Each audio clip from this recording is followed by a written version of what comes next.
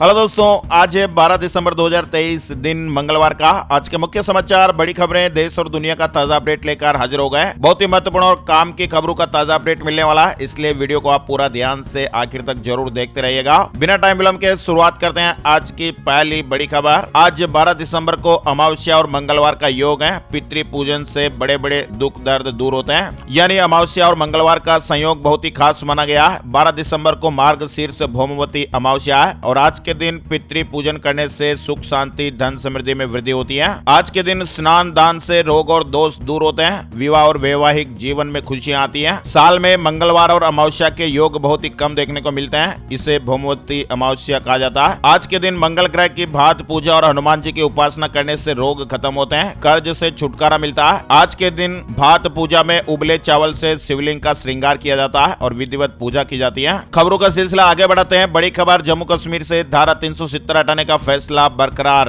Supreme court ने कहा कि आर्टिकल 370 अस्थायी था। मतलब दोस्तों, सुप्रीम कोर्ट ने बड़ा अपडेट दे दिया। जम्मू कश्मीर से आर्टिकल 370 हटाने का केंद्र सरकार का जो फैसला है वो बरकरार रहेगा। सुप्रीम कोर्ट की 5 जजों की संविधान पीठ ने सोमवार को कहा आर्टिकल 370 अस्थायी प्रावधान था और संविधान के अनुच्छेद 1 और 370 से यह स्पष्ट है कि जम्मू और कश्मीर भारत का अभिन्न अंग है। भारतीय संविधान के सभी प्रावधान वहां पर लागू हो सकते हैं। आपको मालूम होगा, केंद्र ने 5 अगस्त 2019 को जम्मू कश्मीर से 370 हटा दिया था और इसके ठीक 4 साल 4 महीने और 6 दिन बाद आए फैसले में सुप्रीम कोर्ट ने कहा हम आर्टिकल 370 को निरस्त करने के लिए जारी राष्ट्रपति के आदेश को वैध मानते हैं। हम लद्दाख को केंद्र शासित प्रदेश बनाने के फैसले की वैधता को भी बरकरार रखते हैं। और हाँ दोस्तों, इसके साथ ही सुप्रीम कोर्ट ने राज्य में 30 सितंबर 2024 तक विधानसभा चुनाव कराने के भी आदेश दिए हैं। सुप्रीम कोर्ट में कुल 23 याचिकाएं दाखिल हुई थी धारा 370 को लेकर और 5 जजों की बेंच ने सभी याचिकाओं के एक साथ सुनवाई की और ये बड़ा फैसला सुनाया। जम्मू कश्मीर से 370 हटाने का फैसला बरकरार रहेगा। पीएम मोदी ने कहा कि 370 पर सुप्रीम कोर्ट का ऐतिहासिक फैसला है। पीएम मोदी ने लिखा कि आर्टिकल 370 को निरस्त करने पर आज का सुप्रीम कोर्ट का फैसला ऐतिहासिक है। ये सिर्फ कानूनी फैसला नहीं है, ये आशा की किरण है, उज्जवल भविष्य का वादा है और एक मजबूत और एकजुट भारत के निर्माण के हमारे सामूहिक संकल्प का प्रमाण है। जम्मू कश्मीर आरक्षण पुनर्गठन संशोधन बिल राज्यसभा से भी पास हो गया। संसद के शीतकालीन सत्र के 6ठे दिन यानी 11 दिसंबर को गृह मंत्री अमित शाह ने राज्यसभा में जम्मू कश्मीर से जुड़े 2 बिल पेश किए। तीनों आपराधिक कानूनों को वापस लेगी सरकार, नए सिरे से पेश करने की योजना है। केंद्र सरकार ने तीनों आपराधिक कानूनों को वापस लेने का फैसला किया है। संसदीय पैनल की सिफारिशों के बाद सरकार ने यह निर्णय लिया है। सरकार का कहना है कि वे दोबारा नए सिरे से तीनों आपराधिक कानूनों को पेश करेंगे। जम्मू कश्मीर और पांडिचेरी विधानसभा में महिलाओं के लिए 33% आरक्षण, संसद में बिल पेश करने की तैयारी हो रही है। आज मंगलवार को संसद में इस तरह के 2 विधेयक पेश हो सकते हैं। अयोध्या में रामलला की प्राण प्रतिष्ठा, 1500 साल बाद भव्य अनुष्ठान देखने को मिलेगा। 22 जनवरी 2024 को अयोध्या के रामलला मंदिर में भगवान श्री राम की प्राण प्रतिष्ठा होने जा रही है। 121 वैदिक और कर्मकांडी ब्राह्मणों के साथ ये भारत का सबसे बड़ा धार्मिक अनुष्ठान होगा। काशी के पंडित लक्ष्मीकांत मथुरादास दीक्षित के नेतृत्व में 50 ब्राह्मणों की टीम 16 से 22 जनवरी तक अयोध्या में रहेगी। प्राण प्रतिष्ठा से पहले कुल 60 घंटे तक यज्ञ, हवन और 4 वेदों का पारायण और कर्मकांडों का वाचन होगा। काशी के वैदिक ब्राह्मणों और इतिहासकारों का कहना है कि 1500 साल बाद देश में इस तरह का भव्य धार्मिक अनुष्ठान देखने को मिलेगा। कन्नौज के महान हिंदू शासक हर्षवर्धन के काल में प्रयाग में दान पुण्य के बाद भव्य यज्ञ अनुष्ठान के बारे में सुना पड़ा गया था और इसका प्रमाण हर्षवर्धन के बांसखेड़ा अभिलेख में भी है। उसके बाद ऐसा कोई प्रमाण नहीं मिला। मध्य प्रदेश से जुड़ी बड़ी खबर, मोहन यादव होंगे मध्य प्रदेश के नए मुख्यमंत्री। 2 डिप्टी सीएम भी होंगे।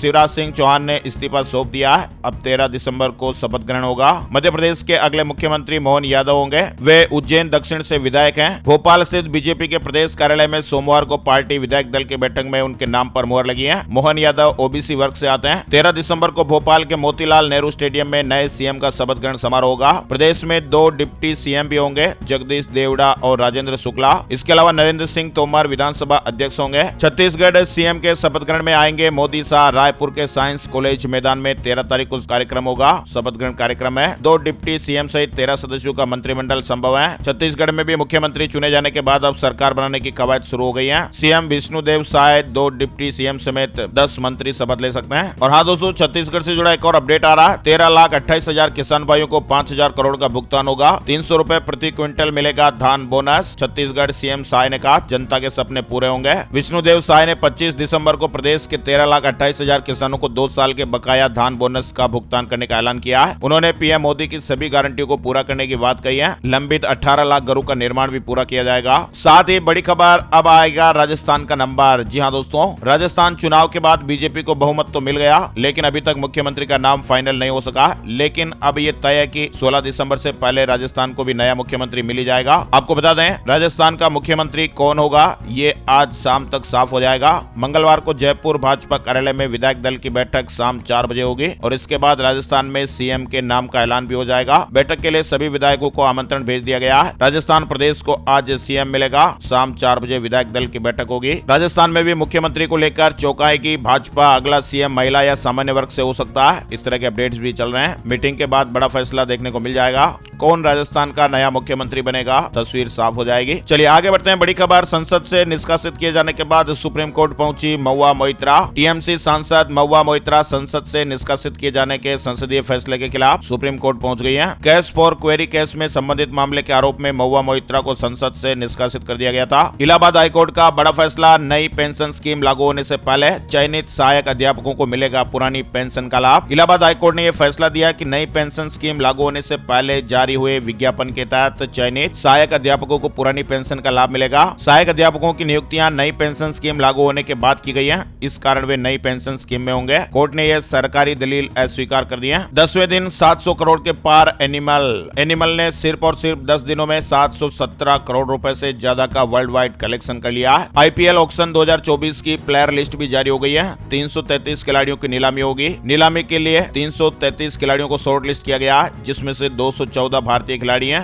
और 119 विदेशी खिलाड़ी हैं। 19 दिसंबर को आईपीएल के लिए खिलाड़ियों की नीलामी होगी। बीसीसीआई ने आईपीएल के अगले सीजन के लिए होने वाली नीलामी के लिए शॉर्ट लिस्ट किए गए खिलाड़ियों की लिस्ट जारी की है। पहली बार 70,000 के पार निकला सेंसेक्स, 70,057 का लेवल छुआ। निफ्टी ने 21,026 का हाई बनाया। शेयर मार्केट में सोमवार यानी 11 दिसंबर को फिर नया ऑल टाइम हाई देखने को मिला। 12 दिसंबर से नई दिल्ली में शुरू होगा एआई समिट, पीएम मोदी ने इनवाइट किया, यानी 12 दिसंबर आज से ही नई दिल्ली में आर्टिफिशियल इंटेलिजेंस शिखर सम्मेलन 2023 पर वैश्विक साझेदारी यानी एआई समिट 2023 इवेंट शुरू होने जा रहा है। पीएम मोदी ने इस इवेंट के लिए देश की सभी जनता को इनवाइट किया है। यह सम्मेलन 12 से 14 दिसंबर तक चलेगा और 12 दिसंबर को इसकी शुरुआत शाम 5 बजे से होगी। उत्तराखंड से जुड़ी खबर, सीएम धामी जी ने बड़ी घोषणा की है। 9,400 पीआरडी जवानों को मिलेगी 2 मुफ्त वर्दी। मानदेय और भत्ता भी बढ़ाया है। ब्लॉक कमांडर का मानदेय 600 से बढ़ाकर 1,000 रुपए और हल्का सरकार का 300 से बढ़ाकर 500 रुपए किया जाएगा। आपदा ड्यूटी पर तैनात जवानों को हर महीने एक्स्ट्रा मानदेय भी मिलेगा। तेलंगाना से जुड़ा महत्वपूर्ण अपडेट भी आ रहा है। सीएम रेवंत की अधिकारियों के साथ उच्च स्तरीय बैठक हुई है। किसान भाइयों के बैंक खातों में सीधे ही पैसे डालने का फैसला हुआ है। तेलंगाना सरकार ने धन की भारी कमी की खबरों के बीच सोमवार को किसानों को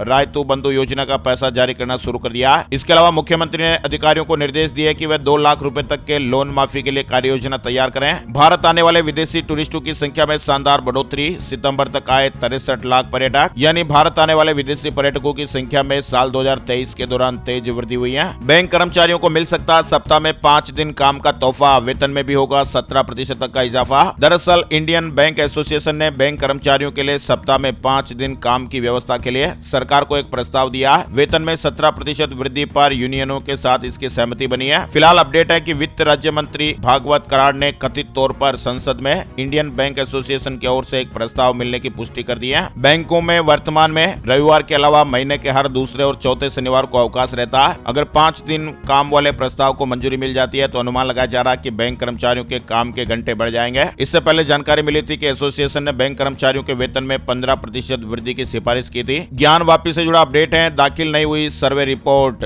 वाराणसी स्थित ज्ञानवापी परिसर की सर्वे रिपोर्ट भारतीय पुरातत्व सर्वेक्षण एएसआई की ओर से सोमवार को जिला जज की अदालत में एक बार फिर दाखिल नहीं की जा सकी। जिला जज की अदालत ने 18 दिसंबर तक फिर से मोहलत दी है। बड़ी खबर है, केंद्र सरकार पर वादाखिलाफी का आरोप लगाते हुए पंजाब के किसान संगठन एक बार फिर बड़े आंदोलन की रूपरेखा तैयार करने लगे हैं और इसी कड़ी में सोमवार को संयुक्त किसान मोर्चा, गैर राजनीतिक और 18 किसान मजदूर संगठनों ने आगामी 2 जनवरी और 6 जनवरी को पंजाब में 2 बड़े विरोध प्रदर्शन करने का फैसला लिया है। 2 जनवरी को अमृतसर और 6 को बठिंडा में किसान भाई इकट्ठे होंगे, एमएसपी पर सरकार को घेरेंगे। नोएडा, ग्रेटर नोएडा एक्सप्रेसवे पर 15 दिसंबर से रफ्तार पर लगाम लगेगी। तय स्पीड से ज्यादा तेज गाड़ी चलाने पर कार्रवाई होगी, चालान भी कटेगा। यानी नोएडा ग्रेटर नोएडा एक्सप्रेसवे पर 15 दिसंबर से वाहनों की गति सीमा घटाई जाएगी और ये व्यवस्था 15 फरवरी 2024 तक लागू रहेगी। आम आदमी पार्टी सांसद संजय सिंह की कस्टडी 21 दिसंबर तक बढ़ी। राउच एवेन्यू कोर्ट में जमानत पर आज सुनवाई होगी। धर्मशाला जश्न में सीएम सुक्कू जी ने बड़ा ऐलान किया। बोले कि 2,37,000 महिलाओं को 1,500 रुपए पेंशन देंगे। किसानों से दूध खरीद का रेट 6 रुपए बढ़ाया। हिमाचल की कांग्रेस सरकार ने सोमवार को धर्मशाला के पुलिस ग्राउंड में 1 साल का जश्न मनाया। इसमें मुख्यमंत्री सुखविंदर सुक्खू जी ने ऐलान किया कि नए साल से पूरे लाहौल स्पीति जिले में 18 साल से ऊपर की महिलाओं को 1500 रुपए दिए जाएंगे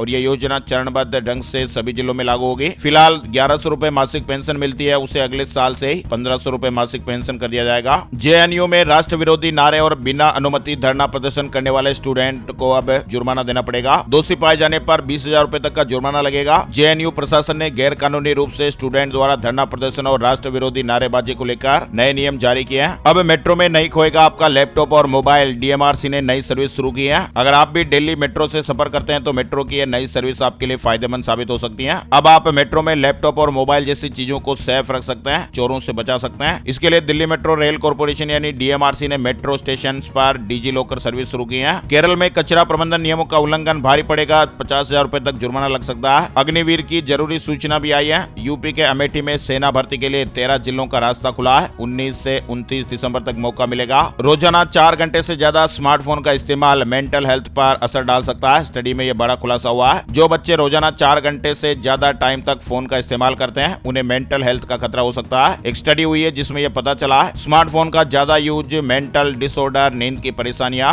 आंखों से जुड़ी समस्याएं और मस्कुलोस्केलेटल डिसऑर्डर जैसे जोखिम से जोड़ सकता है। हिमाचल प्रदेश में नौणी विश्वविद्यालय ने सेब की नई किस्म खोजी है। 2 महीने पहले ही फसल मिल जाएगी। पोलैंड से जुड़ी बड़ी खबर आ रही है। डोनाल्ड टस्क होंगे पोलैंड के नए प्रधानमंत्री। संसद ने उनके नाम पर मोहर लगाई है। डोनाल्ड टस्क पोलैंड के अगले प्रधानमंत्री होंगे। राजधानी में हवा की गति कम होने से प्रदूषण का स्तर बेहद खराब श्रेणी में बरकरार है। बीते 4 दिनों से हवा बेहद खराब श्रेणी में दर्ज हो रही है। सोमवार को अधिकतर इलाकों की आबोहवा बेहद खराब श्रेणी में रही। कई जगहों पर AQI 317 दर्ज किया गया जो कि बेहद ही खराब श्रेणी में है। अगले 3 दिन तक भी हालात कुछ ऐसे ही रहने का अनुमान है। उत्तराखंड वेदर अपडेट भी आ रहा है। ऊंचाई वाले इलाकों में आज बर्फबारी के आसार हैं। मैदानी क्षेत्रों में पारा गिरने से ठंड बढ़ जाएगी। उत्तराखंड प्रदेश भर में 12 दिसंबर को आंशिक रूप से बादल छाए रहेंगे। पर्वतीय जिलों में आज मंगलवार को मौसम बदलेगा। उत्तरकाशी, रुद्रप्रयाग, चमोली, बागेश्वर और पिथौरागढ़ जिले के कुछ इलाकों में हल्की बरसात भी देखने को मिल सकती है। 3000 मीटर से अधिक ऊंचाई वाले इलाकों में बर्फबारी हो सकती है और इसका असर मैदानी क्षेत्रों में भी पड़ेगा जहां तापमान में गिरावट आने से ठंड बढ़ जाएगी। Gold price today, silver price today, सोने चांदी के रेट। सोने और चांदी में गिरावट आई है। सोना 800 रुपए तक सस्ता हुआ। चांदी 2000 रुपए गिरकर 72,000 के नीचे आ गई। सोने और चांदी के भाव में 11 दिसंबर को गिरावट देखने को मिली है। 10 ग्राम सोना 820 रुपए सस्ता होकर 61,595 रुपए प्रति 10 ग्राम पर आ गया। 18 कैरेट सोने की कीमत 46,196 रुपए प्रति 10 ग्राम पर रही। चांदी में भी बड़ी गिरावट देखने को मिली। 2023 रुपए सस्ती होकर 71,688 रुपए प्रति किलोग्राम पर आ गई। इससे पहले ये 73,711 रुपए पर थी। और दोस्तों इसी के साथ ही आज के मुख्य समाचार ब्रेकिंग न्यूज अपडेट यही समाप्त होते हैं। अगर आपको हमारा ये प्रयास अच्छा लगा तो प्लीज वीडियो को लाइक जरूर करिएगा। एक बार फेसबुक और व्हाट्सएप पर भी जरूर शेयर कर दीजिएगा। वीडियो पूरा देखने के लिए आपका दिल से शुक्रिया और धन्यवाद। जय हिंद, जय भारत, वंदे मातरम।